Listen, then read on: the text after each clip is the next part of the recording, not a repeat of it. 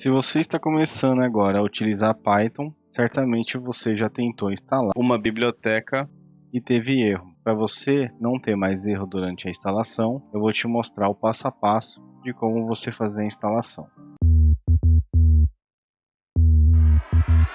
A primeira coisa é você ir no botão do Windows, escreve Python e vai até o local onde está instalado o seu Python. Clica aqui, abrir o local do arquivo, depois ele vai abrir essa pasta, clica novamente no local do arquivo.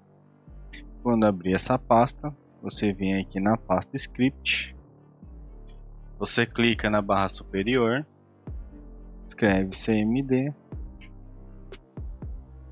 aí ele vai abrir a telinha do cmd, aí aqui sim você pode escrever pip install e o nome da livraria que você quer instalar.